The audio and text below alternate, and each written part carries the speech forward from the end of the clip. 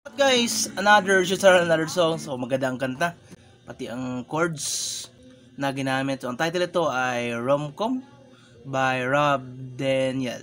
So isa sa mga kanta niya, no. So 3 parts lang ito, 3 parts lang ang chords, and then magtuturo tayo ng string pattern mamaya. 3 parts lang. Start na tayo kaagad. Start na tayo.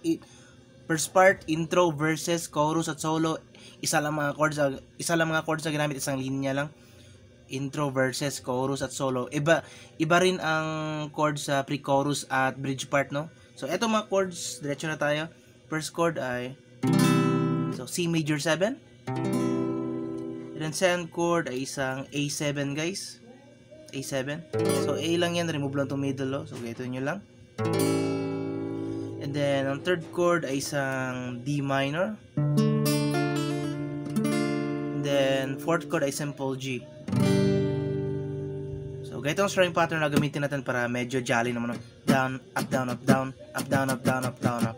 So, timing natin na down, up, down, up, down, up, down, up, down, up. Play natin na 1, 2, go.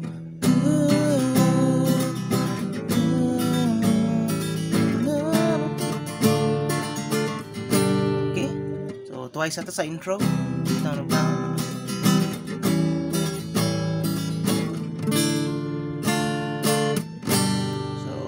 Gaya ng sinabi natin, pareho lang ginamit sa verses rin. Ito rin. Ngayon ko lang. So, twice sa So, ito lang mga chords na ginamit, no? And then, tapos yan, pre-chorus. So, dito, mag-iiba. So, 2 chords lang pre-chorus. Madali lang, D minor yung kanina. Nasa dali. Simple G. So, D minor G lang. And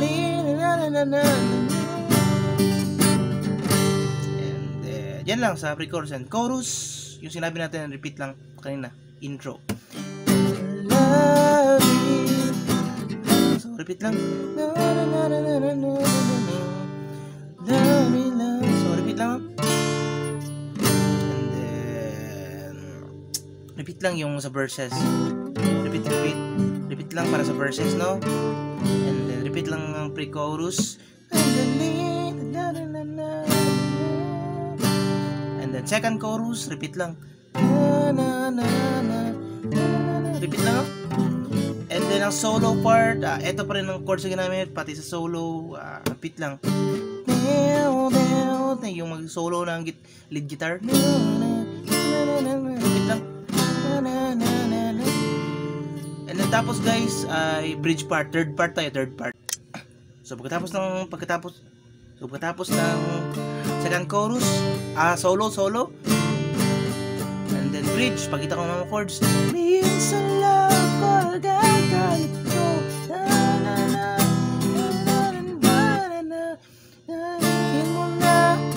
Sabi mo na giliw ka. So D minor. Minsan lang. Okay na, then G. Then this time ay E minor na.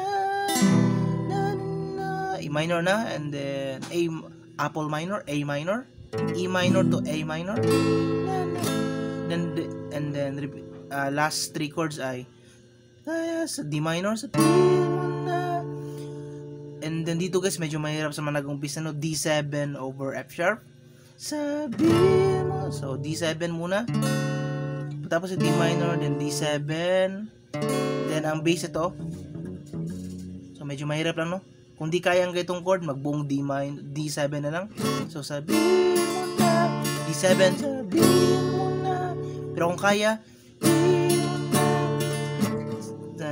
D7 over F sharp. Sabi. Medyo nahihirapan tayo sa camera eh. So, etong bass sa F sharp. Then D7 siya. Then itong bass F sharp. Ito. Pero kung di kaya nga, magbuong D7 lang. Then G. Okay? Kung di kaya, mag D7 lang. Pero kung kaya, ganito. D7 over F sharp. So, play natin ulit.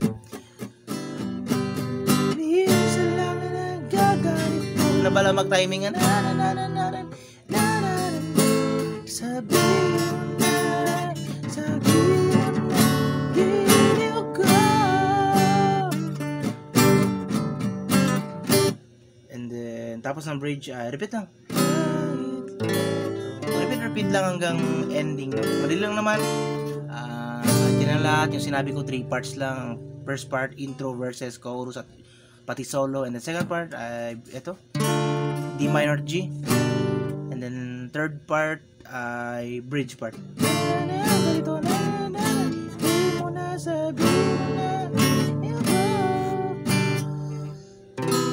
Na guys, nakasunod na yun. Kayo na bala mag-timing no sa audio. 3 parts lang lahat, nakasunod na yun. Pa-share na lang no, pa-share na lang sa mga naghanap ng chords ng kantang ito. Maganda kasi ang kanta. Hanggang dito man tutorial.